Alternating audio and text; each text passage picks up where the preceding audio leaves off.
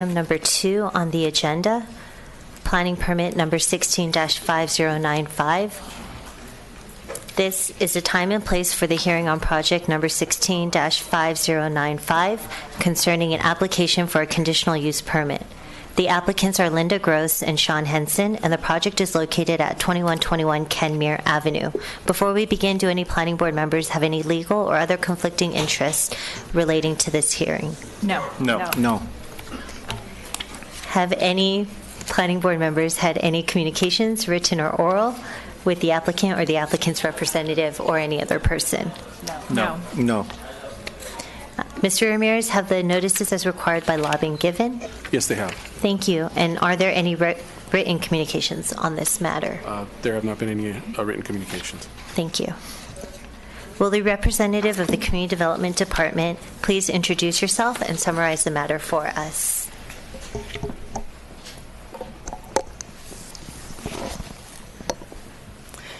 Good evening, Chair Joe and members of the Planning Board. Lisa Frank, Assistant Planner. Tonight you are being asked to consider a conditional use permit for the operation of a 756 square foot tasting room inside a 5,040 square foot one-story brewery business in the M2 General Industrial Zone. Breweries are considered a light manufacturing use, which is a by right use in the M2 zone without approval of a conditional use permit, or CUP. The CUP is required for the tasting room only, which is considered incidental to the main use. The applicant is seeking a Type 23 license from the Department of Alcoholic Beverage Control in order to operate the small-scale beer manufacturing use. The subject property is located at 2121 Kenmere Avenue in the M2 General Industrial Zone. The property is bounded by Kenmere Avenue to the south, Janetta Avenue to the immediate west, and Buena Vista, just a few blocks further west, is a larger intersection. Floyd Street, North San Fernando Boulevard, the railroad right-of-way, and the 5 freeway are located to the north and east of the subject property. Properties within the 500-foot radius are primarily zoned for industrial uses, along with one block of R4 multifamily zoning, as you can see on the zoning map here. The larger 1,000-foot radius includes some single-family zoned properties as well. So this is an aerial of the area. The businesses in the surrounding neighborhood are primarily light manufacturing, light industrial uses. These businesses operate primarily during regular daytime weekday business hours. Most of them are closed by 4 p.m. or 5 p.m. Monday through Friday.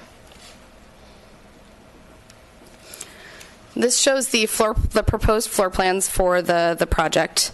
The brewery would operate out of an approximately 5,040 square foot, one-story industrial building, previously used for a glass repair and manufacturing business. Approximately 756 square feet would be dedicated to the incidental tasting room, where beer manufactured on the premises could be sampled in small quantities.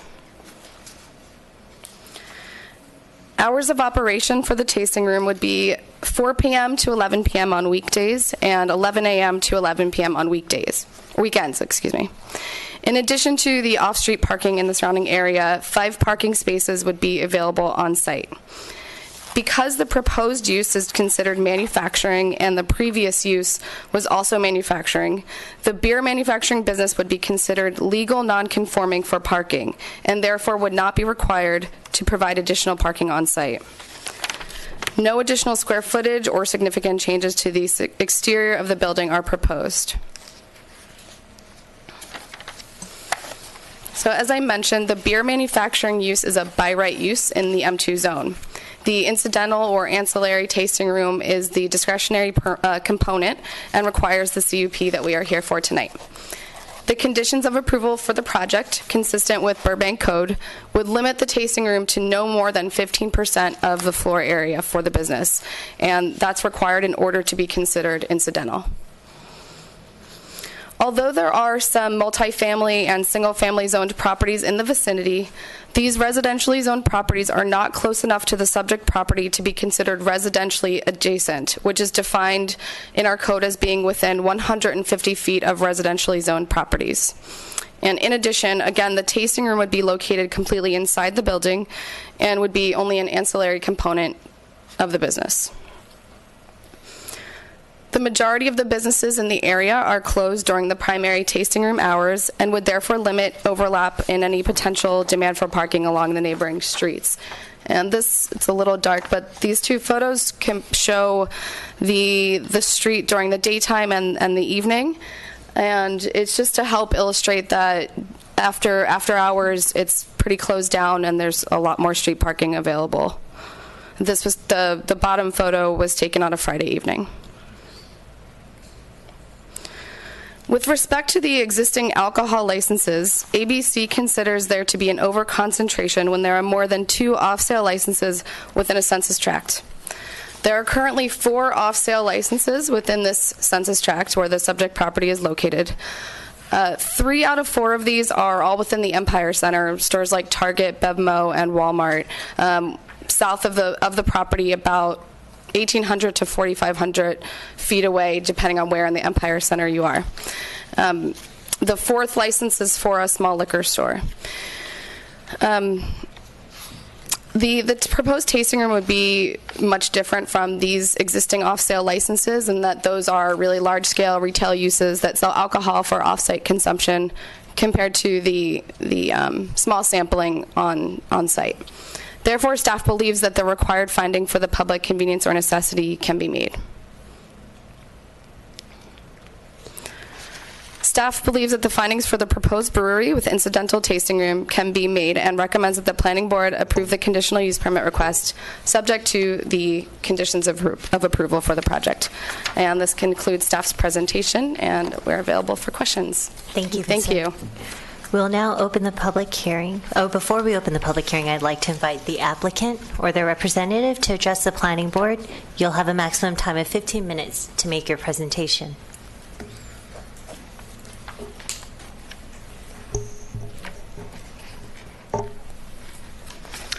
Thank you, Madam Chair. Thank you to the esteemed board members, the staff, and the attending public. My name is Linda Gross Henson. This is my 3rd business that I'm opening. My husband and I come before you representing our business tonight, Henson Brewing Company. My husband is in the blue shirt here. My last company I co-founded, and I worked there for 7 years, and then I served on the board of directors for 18 years. I recently caused the sale of this business 2 years ago so I could devote my attention and focus to our new business, the brewery. My husband, Sean, currently oversees multi-million-dollar construction projects that include sets, theme park design, and also sound stages. And he's worked in this line of business for over 35 years. Sean is a brewer, and he'll handle all the creative end, and he has been brewing for the past 10 years, and we are now ready to sell our beer commercially. As long-term 20-year residents of Burbank, we look forward to serving the needs of our Burbank community. Our company manufactures craft beer. 85% of the total square footage is devoted to craft beer production. Manufacturing represents the wholesale side of our business, and what this means is putting our product into kegs and selling it to bars and restaurants. So that's 85% of our square footage operation. We are here tonight to seek your approval to serve beer in our public tasting room. The tasting room is incidental to our primary business and represents only 15% of the total square footage. The British word pub is short for the term public house. Our tasting room mirrors that function in that our location is a social gathering place to meet your friends after work and catch up on the day or the week while drinking a beer. Its second attribute is to expand your palate by tasting the latest offerings that our delectable ales have to offer. Much like going to a wine tasting at a winery or a food pairing event, you can sample our beers from a sampling tray, which is typically about 2 to 4 ounces of beer on a tray of 4 per tray. And then from there, if there's a beer that you like, you can order a full pint. My husband and I are beer enthusiasts, and we have visited about 300 breweries over the past 10 years. Some may call this research, but I just call us beer geeks. We love to learn everything we can about our industry. Sean talks to the brewers about the creative end, and I head for the owner to talk about business matters. As such, I would say that we are well prepared to take on this operation and seek to bring the excellence that we have learned over the years in this journey to our city of Burbank. Just wanted to address a little bit about the parking. I personally met with the 500 square foot radius businesses. These were the streets of our street, Kenmere, Keystone, and Floyd. They were more than overwhelmingly welcoming to us and our project. Our primary tasting room business hours, luckily, are opposite of their hours. They generally start at 7 to 8 a.m. and go to 4 p.m., or some of them go to 5 p.m., Monday through Fridays only, and it's a total ghost town after hours and weekends. In addition to this, I would like to say a word about transportation. If you roll back the clock 20 years ago, there was a brewer in Colorado, in Lyons, Colorado. Their name is Oscar Blues Brewery. And the way they started was his mom was a very well-established restaurateur.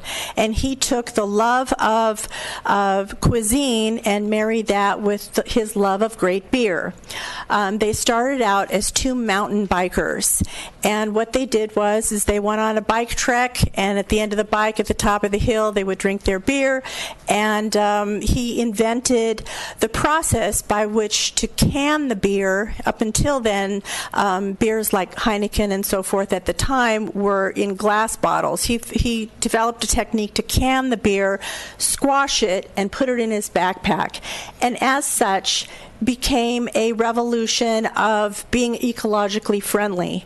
I think if you interview most craft beer attendees as well as their owners, we are very ecologically minded, and more than that, we also like to serve our community. We like to do fundraising events. We like to do charity work and support the community in general. A very small portion of our business will be for off-site consumption. I would say probably the tasting room is in. Our sales are probably 90 or 95% in the tasting room itself. The same gentleman that I'm talking about from Colorado has now invented a new product that will replace the glass growler. A growler is sort of like a glass container of milk, back in the day. This is the tin can. This is the can version of that. So a growler is roughly. Where did I have that figure? The glass growler, the former container, is 64 ounces, which is like a half a gallon of milk. And this new product is called a crowler because it's not made out of glass. It's made out of an aluminum can, and it's only 32 ounces, which is the equivalent of 2 pints of beer. So I would say probably about 5% of our business will be devoted to people come to the counter, we use this machine that this person has invented and fill the beer of their choice in this aluminum can. So those are the two sources of sales that we have for our tasting room. I would also say that craft beer drinkers there's a higher percentage of those people who are bicyclists than the general population. So we are not averse to taking public transportation and other forms of transportation. So it's very common in our industry for the bikers to meet as a group, go biking for 2 hours, and then have a brewery destination to cool off and drink some great beer. We also are not strangers to taking the Metro Rail. Metro Rail has a great program where it's only $10 on weekends. You have on-off privileges. If you have to take the Metro to get to the train, all that's free. All that's part of the $10. My husband and I have done that many times. We've gone to Torrance or Long Beach or Orange County or San Diego. We take the red line, to get from here to downtown Union Station, and then the rest of the way we take the train. So that's something that's very common. I don't think that we're going to make an impact at all with regard to parking. Another source for parking is there's something called a craft brewery tour, where generally the company buses the people. They usually go to 4 breweries. They usually spend about a half an hour at each brewery. They pack up the people and go home. So it's like a half-hour impact, but it's, a high occupancy vehicle. It's a small bus. And then next would be rideshare. If you're not familiar with what rideshare is, that would be a private driver who is using their own car to transport the public. Services like Uber and Lyft. The advantage of doing so is these drivers are very well screened. They go through background checks. They have to do a physical test themselves with their companies, and the cars have to pass a certain inspection. Anyway, with the rideshare, you can take it at a fraction of the cost. So for those who are coming to the brewery, a lot of them are using ride shares. I've even talked to 20-year-olds who tell me they're only going to drink one beer, and they're still very prudent and very cautious and taking these ride share services instead of drinking and driving. Our business is completely different than a bar, a regular bar where someone is spending 3.5 hours watching a football game and eating wings and drinking themselves. They continue to drink. So it's really not our demographic. They usually have the taster tray, get a pint or two, and then they're on their way. And then we also have 2 city buses that drop off the passengers 1 block away from our establishment. So with that, I welcome any questions or comments, and we thank you for your time and attention in approving our application. Thank you. You meant 21, right? Yeah. We heard 21.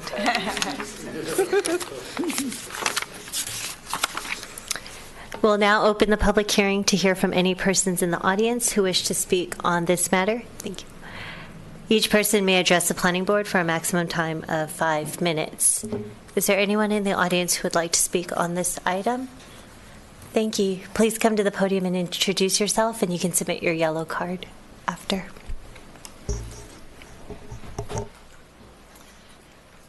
Hello, planning board members, staff. My name is Camille Goldberg. I'm the president of Golden State Gymnastics. We're a nonprofit here in Burbank. We've been serving kids at 1828 North Keystone for about 20 years. So I just wanted to make sure that it's on your radar, because it's not in the staff report, that we are located very, very close to the brewery. And it sounds really fun, but we do serve about 775 kids a week, and our main hours are 3:30 to 8:30 Monday through Friday, and Saturdays 8 a.m. to about 3. Same thing with Sundays, and we do special events on Saturdays and Sundays, birthday parties, things like that. We have about 18 parking spaces in our lot. We're actually on exhibit A2 that you have. You can see our building and our parking lot on it. 1828 North Keystone. So that shows you a little bit more how close it is, because all the other surrounding businesses are actually listed in the report, but we're not. So I just wanted to make sure that you're aware that there are businesses with significant overlapping times, and there are many children who are dropped off, picked up throughout those times. It's really up to you to decide what you want to do with that information, but I don't want it to be overlooked. Okay.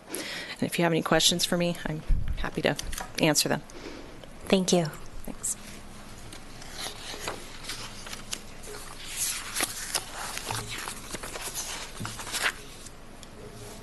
Would the representative of the Community Development Department like to make any further comments? Staff does not have any further comments. Thank you. Does the applicant or their representative wish to make any further comments?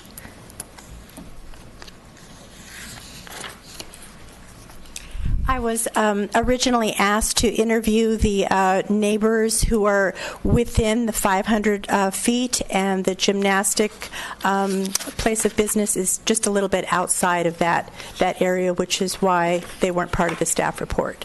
But she's part of the 1,000 feet, of course. Thank you. Oh, one other thing. I wanted to ask about the time, if we could make a slight change on the time. I think it reads 11 a.m. to 11 p.m. on weekends. I'm also wondering if we could consider holidays, because there are quite a few legal holidays. Some of them fall on Mondays, and again, the surrounding businesses would be closed. Thank you.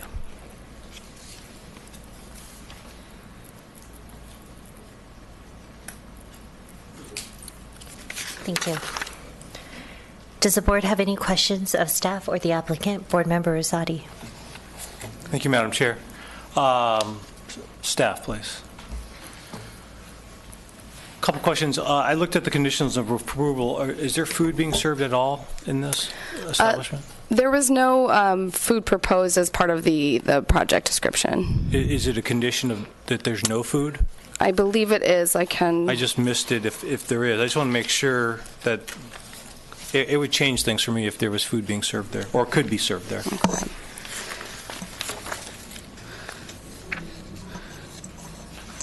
Yeah. It doesn't. What's that? Yes. Okay. Thank you. Yeah. Condition of approval number 1, the last sentence specifies that this conditional use permit does not allow for a restaurant nor for food service as part of the beer tasting. Okay. And then just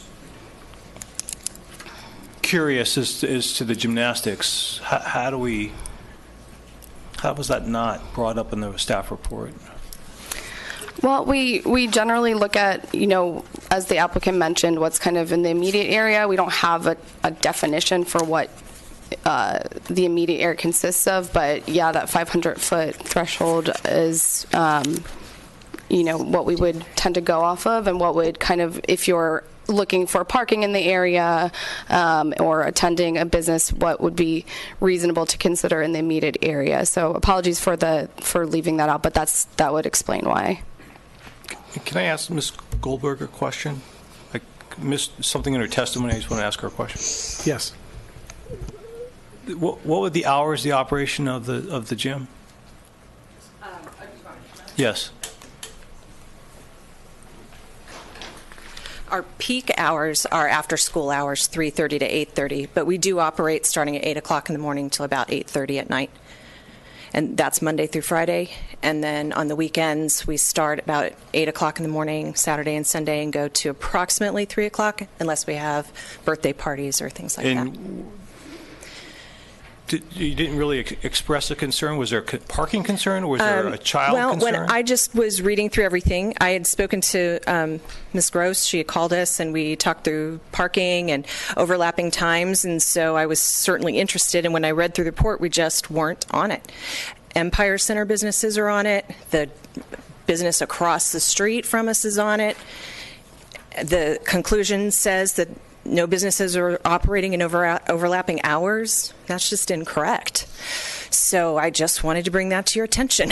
I don't think it's my place to say whether or not it's to support it or not support it. I mean, if we're neighbors, that's great. We'll all be neighbors. Our neighbors have 20 years. We've been there, a lot of turnover. So that's fine. But I just felt like the report wasn't accurate, and I wanted it to be accurate. And I wanted you to have the information that you needed. Okay, thanks. So. Thank you, Madam Chair. Before Ms. Goldberg leaves, I have a question. A further question for the gym? Ms. Goldberg. Ms. Yes. Goldberg? I believe that's your last name, correct? Goldberg, yes. Looking at Exhibit A1, do you have a copy of Exhibit A1? I do. It will take me a minute. Yes. You see where the subject property is, correct? Yes. Can you tell us where your location is? So if you look at Keystone Street, do you see Keystone Street right there? And approximately where it indicates M2 for a completely other reason, that's where our building is located. M2. And then if you can see half of the building and the parking lot on A2. Is your entrance on Empire Avenue? Our entrance is on Keystone. Is it closer to Empire, or is it closer to... I would say it is right in the middle of the street. Kind of Right. right where the building is cut off at the bottom of A2 is where our entrance is. And we have, for all these years, shared parking on Kenmere, Keystone, Empire. Well, do you find house parking availability while Depends you're in on the time of operation? year. It depends on the time of year. There's certain, depends on what's going on in the neighborhood. Typically, it's okay for us. I mean, I think that it's correct that at the end of the day, there's less parking or parking issues. There's more parking availability, if you want to say that. I just want to make sure that there's an understanding that there are many children walking on these streets during those hours all year round. We don't take days off. We have teams that train even on holidays, so there's children around, right? Very close. That was my only real issue, is just let's get the facts out, and then you do with it what you will. I'm not going to express an opinion that way. I guess I can, but I'm not going to. Are you concerned? I think it's something that we need to be aware of. I think that listening to their project, I'm glad I was here and could hear exactly that it's very limited, and that they are thinking about ways that it's not just getting in your car and driving after you've had a few tastes. I just feel like it's something we need to pay attention to. We have a lot of kids there. It's like putting it this close to an elementary school. We've got that many kids, and we have that much turnover happening in those.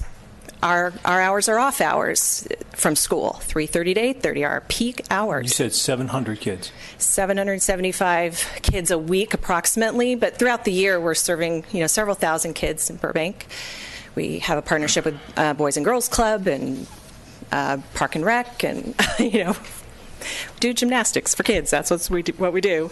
But yeah, it's just that there are directly overlapping hours. So if it's going to go forward, I guess I would say we need to really all be aware, and if there's anything that needs to be mitigated, or if there's issues that come up, we knew.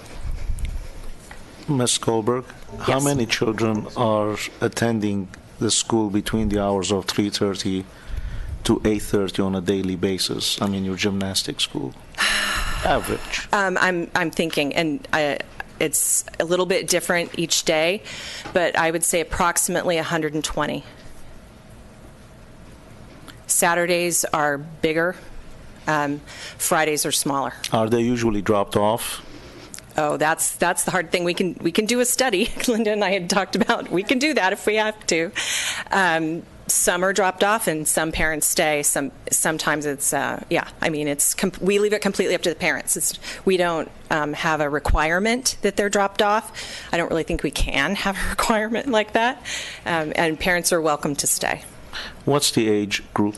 We start with infants and go to approximately high school, seniors in high school. So 5 to 18, 3 to 18? I would say we do have baby bouncers, and they start about 6 months old. So that's a parent-taught environment. And that's what we actually do during the daytime. But in the afternoons, the 3:30 to 8:30, those are your school-age kids. Those are your kindergartners and up. You are aware that this is not a retail type of a setting, that it'll be just probably a door for adults to go through. I mean, the business itself is not a retail type business. It's not. That they're not going to, it's not like a liquor store? Correct. You mean? Yes. No, I understand Okay. what a brewery is, and I understand what the tasting room is. And sounds really fun. Like, I'm not opposed to that at all. It's just, let's be aware of the location and what the businesses really are there, because it's not in the report. Okay. Thank you. Thank you. I have a question. I'm sorry, for Ms. Goldberg, too. Are there any safeguards in place so the kids, can they just kind of come and go out of? No. Okay. We do. We have our staff right at the front door, and we are always, watching to make sure the kids don't go out without a parent. Accidents happen, though, and that's my job, is to always be looking for anything that can go wrong to try to mitigate that. But no, they're not allowed just to walk outside. We even have signs right at our door that says no one under 18 can go outside of these doors without an adult. So they're signed in and out? Parents sign in and out if they leave. So we know if a parent's left the building, and we know if we are the ones in control of the child alone. Yeah. Okay. Thank you. Sure. Thank you. Additional questions, comment from the board at this time for staff or the applicant? Seeing none? No, I'm going to ask this. Oh, a question? Sorry, I'm Sean Henson. I'd like to go Oh, back. I'm sorry. At this time, there's no comment. Your section for speaking closed with Ms. Gross, so then now it's the board asking questions. So if they happen to ask a question and be on the same page as you, then we'll invite you up. Board Member Petroulis? Yes, I just wanted to ask staff a question. Did you go out to the site during the hours that the gym is operating? Did you look at? Yes, but I didn't, I guess when I was there, I didn't see activity coming from there. Okay. Do you know what time of day you went out? It was late morning. Okay. So yeah, that's typically probably not their busiest time, because if it's after school and evenings. Okay. I think that's it for my questions. I just have Board some. Member Petrolis, I may add to that. The image that actually Assistant Planner showed regarding the night shot at 7 o'clock was actually mine. To become familiar with the project, and on my 5th day, Right. I was there on Friday, and actually the rest of the street there was, other than a camper that was parked there, which probably someone was sleeping in, the street in particular that the gym is on was the only one that actually had Cars on it, but the rest of the area around it was pretty much, there was only one vehicle on that street, and that was at 7:15, so it was within the time PM. frame. Yeah. Okay. Okay. Thank you. Board Member Zadi? I'd like to hear from Mr. Henson. Thank you. My question is, what were you going to say? Thank you, sir. If we could go back to one of the pictures, there was a grouping of pictures of the site that showed the roads.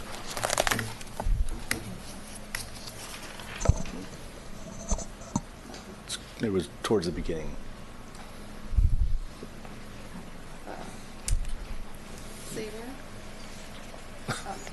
Oh, there. There. And the picture on the bottom right hand, was actually a picture I took on a Saturday morning, which was, it is pretty much the way the whole area looks all day Saturday and Sunday, and as well as after hours on Friday. My wife and I were at the location on a Saturday, and we were observing the activity at the gymnastics building, and there were a few kids coming in and out, but they were all accompanied by parents, and they were all essentially going straight to their cars, which was in their parking lot. So that's all I wanted to say. Thank you. Thank you. Any further questions from the board? I have a question for staff. Question for staff? I noticed that on the planning board agenda forecast, it states that the tasting room inside a 4,858 square foot brewery, but in the actual body of the report, it's 5,040. Is there a way to explain this? Yes, that might be a typo, but the project plans and the plans that will get submitted for final plan check review would and the plans that were actually submitted show the net area. That could be with certain walls deducted, perhaps, but it would be basically fact-checked during plan check for final review that it would match that square footage. And that would translate to the 15%, and not necessarily 756 square feet. Right. So if they end up showing less than 15%, we would look at that. But either way, we would measure the percentage for the square footage for the tasting room as well as the overall, and make sure that it does not exceed 15%. Right. And that's what I was alluding to. That it's the 15% that's controlling. That's right. Yes. Thank you. Thank you. Additional questions from the planning board? Seeing none, I now declare the hearing closed and the planning board will deliberate. What is the planning board's pleasure? I can start. Obviously, thank you, Ms. Goldberg. We were very thankful that you were able to share further information about the area and give a little more context of some of the information that wasn't included in the board in the staff report. Being a gymnastics facility and not a school, it's good to know that there are certain controls that are different than a school. A school finishes and the kids are free to go out. A gymnastics, you make sure and you have a sign that anyone under 18 can't leave the premise without a parent. And I'm pretty sure you just assume any kid in the facility is under your care, even if the parent was there.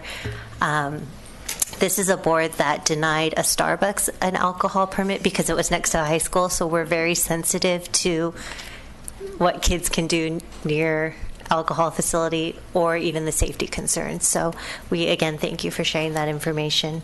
That being said, given the nature of the tasting room and the nature of the gymnastics and the hours and especially the zone and where it's located, it's very industrial. I can make the findings for the project and will support the tasting room. I would like to also commend Ms. Goldberg for everything that you shared with the board and how forthcoming you were about the responsibilities of taking care of the children and making sure that they are accounted for, signed in and out. That made me feel better since they are going to be in close proximity with drinking going on. I feel like the safety measures that you have in place will safeguard those children, and I too can make the finding for the CUP for the brewery. Board Member Rosati. Madam Chair, thank you. We've had, this is what, the fourth or fifth tasting room that's come to us. I got chastised by somebody last time I made a comment that it's just beer tasting. There's no music, there's no food, it's just tasting. Boring. So I got There's no chips and salsa or anything like that. But I know that there's a part exactly of our community that enjoys it, and that's great. I did go by twice to the subject property, and there did seem to be ample parking in the area. Ms. Goldberg's testimony kind of made my radar go up. I can't think of any other mitigations other than the ones that have already been put in place for the conditions here. So I will agree with staff's findings. I'm just a little bit concerned that we didn't know this in advance, that there was, that this was left out of the report, and clearly it's in the heart of the area. So just for future reference, I think we need to just be really vigilant as to when we're doing these reports what the contents are. Thank you. Thank you. Board Member Petrillas. Thank you. Yeah, I appreciate the neighbor coming. I think it's really important to have a voice. And I have been to Golden State Gymnastics a zillion times with my children, and I know how busy it is during those times. I know during the summer they have camps, and it's insane. It's like, carloads of kids and parents coming out. There's nowhere to park, but that's mornings during the summer. So school's out, kids are in these camps. I have not been there on an evening. I don't know how busy it is, but I'm assuming from what the research that staff did and that the applicant did that those other businesses are closed, and it frees up those other streets, even if Keystone is parked up. So, and when I've been to Golden State Gymnastics, I have never had to park on Kenmere. I always find something on Keystone, or, I circle around and then another parent leaves, and, you kind of pull in, or you pull into their parking lot. And I do appreciate all of the safeguards that they have for protecting the kids. So I think that's really important. And the one thing that might be good about this is it might give the parents somewhere to go. Also, they won't all be sitting in your lobby and hogging up all your free Wi-Fi. But so no, I see it's an important thing to look at, having that many kids in that close proximity. But I'm thinking about other gyms or other places that we take kids, and there are bars or restaurants with wings and TVs and all that stuff where people stay longer and do drink probably a lot more. So I am in support. I can make the findings. I think the applicant realizes now that, to be vigilant in what's going on in the neighborhood. And I don't know if there is a finding about the no music. There is. There is. Okay. Just because you were saying that it was going to be such a boring place. But no. But I would also not be opposed to, I know that there was a mention of changing the hours a little bit, whatever that was. I can't remember exactly. Yeah. Oh, the holidays. That's right. That's right. I would not be opposed to adding that in as well. Condition of approval number 4 has the hours. Okay. So to amend that to include Saturday, Sunday, and all legal holidays, or how do we? Is that what we usually do? Legal holidays. Okay. All right. So thank you. Thank you. Board Member Atukunian. Thank you, Chair Joe. I appreciate the information provided here. I am somewhat concerned. My concern is not actually parking. It's just a matter of people driving close proximity to the location where they've consumed alcohol, and I'm not sure, we're not there to see how much alcohol they're consuming. I know beer does have a low content of alcohol, but probably craft beer has a higher content than just the regular beer. I should have asked that question, but I'm assuming it's about 5 to 8%, range. But having heard some of the information provided here by an actual parent who took her children there, as far as parking is concerned, that issue seems to be resolved. I don't have any concerns about parking at this time. And I'm sure, Ms. Goldberg, feel free in the future, if you do feel that there are some issues that have come up while the business is in operation, obviously things could change, and you may see things that you didn't even think about today. We would appreciate if you can bring it to the city's attention, and hopefully the appropriate body or party will look into it. So based on the information provided, I think I can make the findings and approve the project. Ms. Gross Henson, the hours that are listed right now as part of the as a condition of approval are listed Monday through Friday, 4 p.m. to 11 p.m., Saturday and Sunday, 11 a.m. to 10 p.m.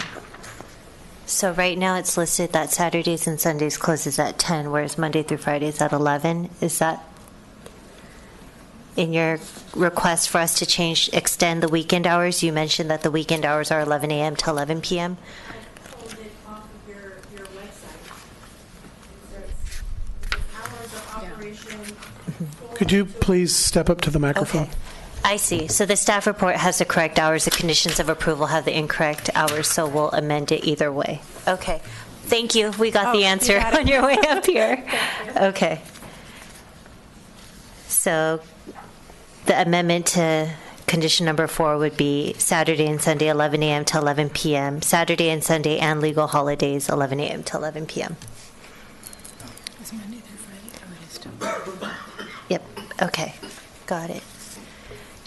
So with that amendment, do we have a motion? Does somebody want to make the motion, or I can make it? I'll make a motion to approve project number 16-5095 as amended, condition number 4, Saturday and Sunday and legal holidays, 11 a.m. to 11 p.m. I'll second that as amended. We have a motion and a second. All in favor? Say aye. Aye. Aye. Aye. And opposed? That's unanimous.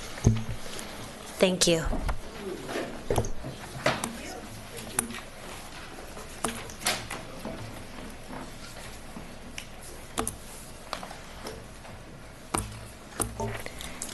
At this time, we will have oral communications. If you would like to speak, please submit a yellow card. The first speaker for tonight's oral communications is Johnny Johnson, and that is the only card we have at this time.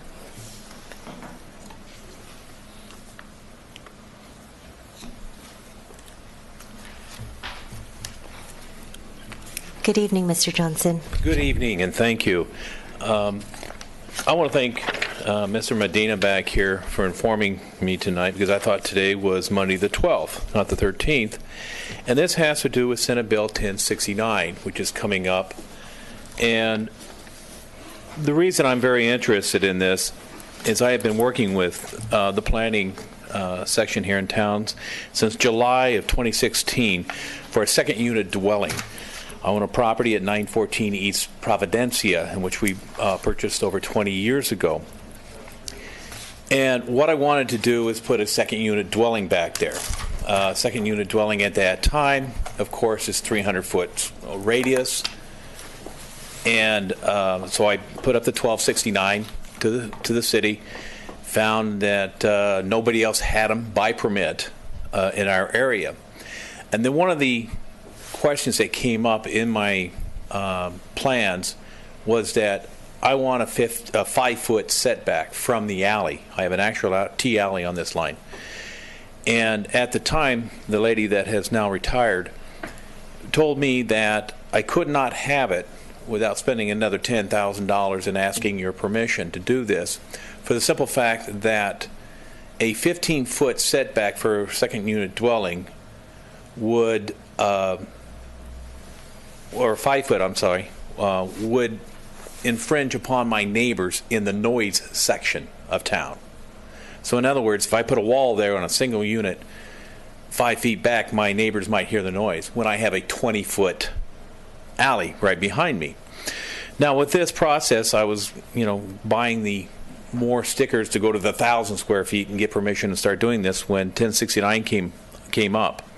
I've been working with Mr. Medina since then, and what we're finding out now, of course, we don't have to have the garage on it.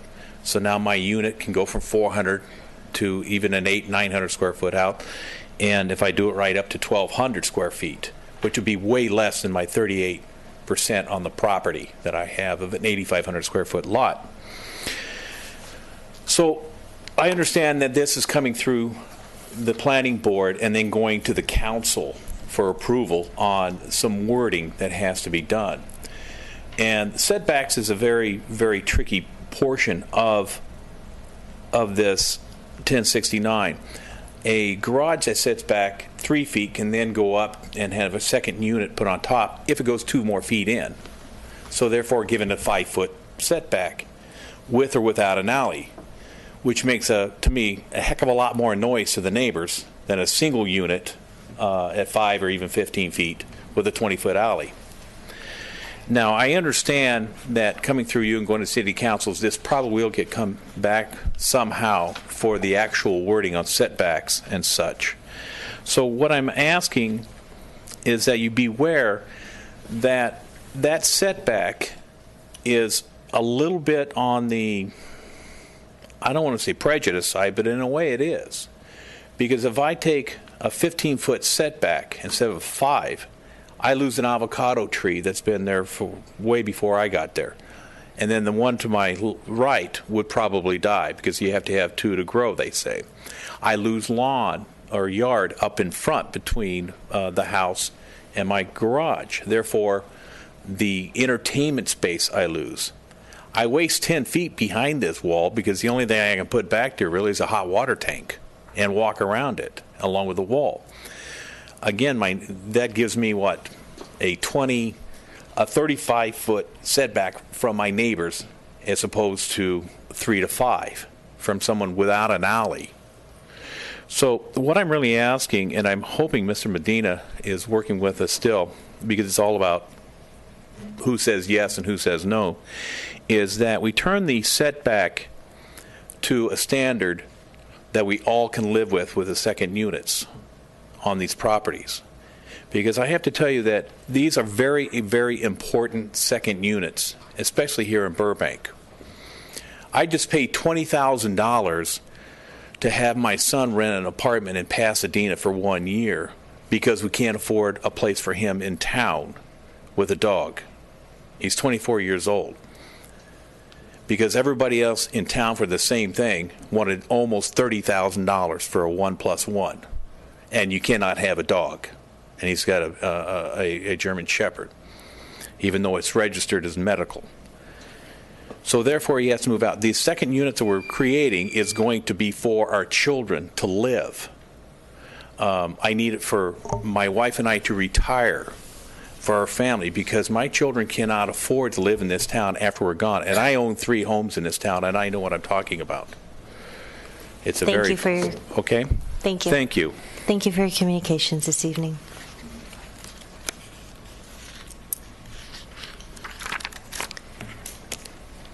That's the only card for oral communications we have this evening, so we'll move on to the report section. We have one report on the agenda this evening regarding that subject, which is second dwelling units citywide. Good evening, Chair Joe, members of the Planning Board.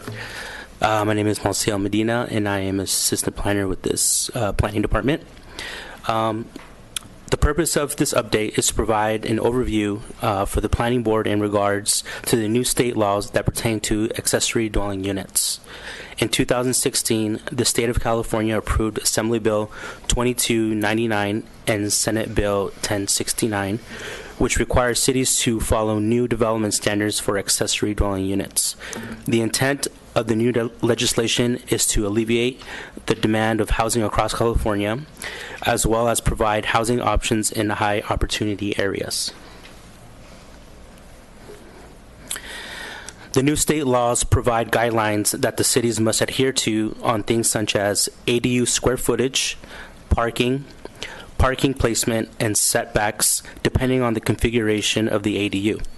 The state laws are also silent on certain development standards and have left it up to the city to provide new development standards for the ADUs. Only through an ordinance can a city modify the required development standards that the state has provided. It's the city's intent to meet with the City Council on April 18th to present new development standards as part of an urgency ordinance. Only through an ordinance can the city adopt new development standards that are different from the state legislation's development standards. The meeting with the City Council will consider an urgency ordinance that identifies temporary development standards for any new ADUs that are submitted to the city. With the urgency ordinance in place, the city will have the opportunity to engage in public outreach as part of the subsequent development standards and to understand what the needs of the community are. That concludes my report. If you have any questions, I am here to answer them. Board Member Petrillas? So what are you exactly proposing? This is mainly an update, update for you guys. No, I understand. This is mainly an update for members of the planning board. You guys may have or may get a lot of answers or questions about the proposed ADU ordinance. So we just wanted to, as courtesy, to let you know that we are planning to go to the City Council. We're projecting April 18th, and at that point we'll present what our options are, and at that meeting the City Council will be able to adopt development standards. So you'll be asking them for what they want, how they want to make up this new ordinance. Maybe I can clarify, Board Member. Thanks. So typically, if you have an urgency ordinance, it would go directly to the council, and we have to make some findings regarding the need and necessity to bring it immediately to them so that it's adopted and effective immediately on that date. However, I thought, as a new assistant director, that it would be a good courtesy to you to give you at least a receive and file report, which basically says whatever ADU or what used to be called second dwelling unit regulations that were on the books are null and void as of January 1st. Right. We've received approximately 10 actual applications which have run the gambit as far as the size of units and location and potentially not having covered parking, which there are some provisions in these statutes. So we thought it's warranted, and this work was already started before I got here, to implement the urgency ordinance so we can actually look at the applications that are in queue, match that up against what the old regulations are and what we think would be kind of a good interim measure. But what would this urgency ordinance have in it? It would outline there would be specific standards. Correct. Okay, so you guys are compiling these, the department is, correct, and you will present that to council. We'll present that to council. That would implement an interim urgency ordinance, and then the idea is to come back through a proper vetting for public input, where we can then, if those need to be refined or updated, we would do that through you all, where you would be making a recommendation for a subsequent adoption of a new ordinance with new regulations. Okay. I know that, right now someone can build a 1,200 square foot accessory dwelling unit. So you're talking about modifying the size, maybe no second story, maybe different setbacks, maybe... All those things, as you may be aware of, seen through the FAQ that was included from HCD, the statutes that are currently in place allow conversions of garages into units in their current location. In other words, if they had a 0 lot line or a 3-foot setback, the laws actually allow that to occur. So the idea would be to look at it, look at that aspect of it, as well as what happens when that covered parking goes away. Right. Where are they going to locate it? Is it going to be in your driveway as a tandem configuration, or do we then shift that potential impact onto the neighborhood, which could be severe? And there are certain provisions in the code that do allow for traffic safety and health. Yeah. So there are a lot of nuances that I think, without having something in place as an interim measure, allow the potential for you to have a home that's under 1,000 square feet and an accessory dwelling unit that's up to 1,200. Right. And then, what else was I thinking? I had a bunch of notes I was jotting down. I know, we've had many issues in other cities that I've dealt with, and I'm sure the city attorney's office will be involved, heavily involved in the urgency ordinance and the recommendations and everything. Yeah, I think staff accurately characterized, and the speaker from this evening, that the state law came into effect. It has very specific standards and gives cities some discretion to change square footage thresholds, to set minimums, to set different maximums. The city's current 300-foot separation is the state does not have an allowance for that. So staff needs to put together their best recommendation on what are prudent requirements in the interim. The other thing that staff was challenged with is they were just finished a 2-year process on design guidelines, and there are implications between the new law and the design guidelines, and the new law became effective just a few weeks before the new guidelines were delivered to council. So their effort is to kind of meld the two on an interim basis, and then really spend some time figuring out what are wise. So there's a concept of the city could adopt a minimum size, but the building code already has some practical limitations on what's a minimum. If it's a 1-bedroom, the building code says certain rooms have to be certain sizes, and staff is in the process of determining what is already the default minimum. Does the city need to separately set one, and what are some practical maximums as well? Thank you. Thanks for being on top of it. Board Member Zadi, question? Just for clarification, so you have 10 applications. Are we standing down on those? They're held in abeyance until this is worked out, or what's happening with that? I think the city attorney can add to this, but right now with each application that's been submitted, the statute also notes a period of 120 days within which we're supposed to evaluate those projects. The idea would be to bring the urgency ordinance and put it in place, if the council so desires, prior to that 120 days, so that we can review those projects under those new regulations. Got it. I would say staff is diligently proceeding with the applications that have been submitted, and there is time to work on this and figure out what the implications are. Thank you. So what does this do to R1 neighborhoods?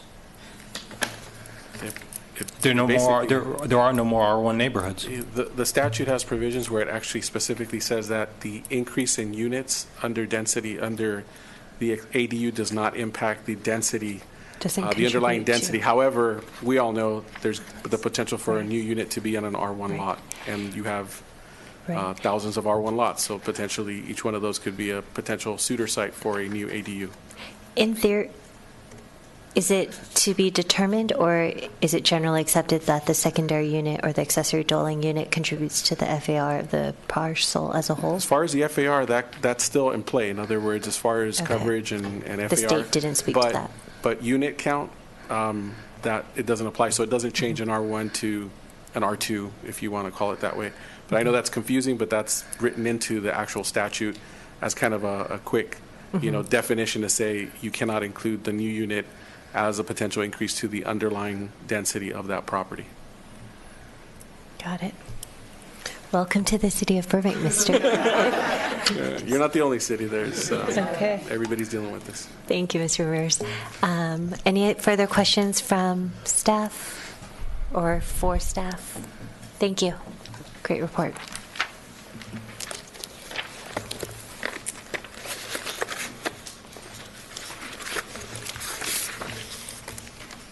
Do we have any items from the planning board at this time? Planning board members may introduce new items for discussion, but no action may take place except to place the item on a future agenda. Then city planner comments. Oh, I'm sorry. Backing up. Approval of the minutes from February 13, 2017. Has the board had a chance to review the minutes? I can move that. Are there any edits? Please. Just one edit. Yes. Sorry, on page, I don't know what, 1, 2, 3, just my name. It's the usual. Spell check Thanks, doesn't yeah. know you still. Thank you. Okay. Board Member Zadi, motion? Moved. Yes, so moved. As amended, second. I'll second it. All in favor, please say aye. Aye. That's unanimous. Returning to city planner comments, at a previous meeting, we had talked about putting the Volunteer for Sustainability Commission on the agenda. So, And it's my understanding there's whoever's currently serving, that there's an interest to have maybe that person Yep. no longer doesn't have the time to do it. So there's an interest to see if any of the other board members would be willing to participate in the commission. Ms. Eaton, remind us, when does the sustainability Yes, the team meet? Sustainability Committee, because I was asking for a new volunteer. The Sustainability Committee basically deals with recycling, keeping this city green, all projects that pertain to that. What's the cadence of meetings for that? Roughly, I think they're supposed to meet once a month, but it's more like once every 2 months. Okay. On what day? It's on Mondays, but it doesn't conflict with this meeting. Got it. So it's either the first or the Yes. third. I think that's done on Monday. purpose, so it doesn't conflict with, Okay. and also with city council. Okay. Thank you. Is there anyone who has an interest in attending the Sustainability Commission? I believe Mr. Rosati last time expressed some interest in volunteering. In fact, we cut him off when he was making his comment that he would do it. I believe I was probing and asking questions, but I'd be happy. I'd be happy to volunteer, and sure. Yes, the only thing that was difficult for me is that the meeting started at 5. It's okay. Okay. Have them contact me, email me, and let me know when the next meeting is, and I'll. Thank You know what, I can send that motion to, You can connect the yes, two. I'll connect the dots and Thank you. tell them that Mr. Rosati would be happy to volunteer. Do we need Appreciate a it. formal motion for that? Or by consensus, they can agree that you would be wonderful. Yeah, it's been affirmed. What's sacrificial? Thank you, Mr. Rosati. Dinner on you. Consensus. Thank you, Mr. Thank you, Mr. Rosati. We'll get you next time. We adjourn the planning board meeting to March 27th. Thank you.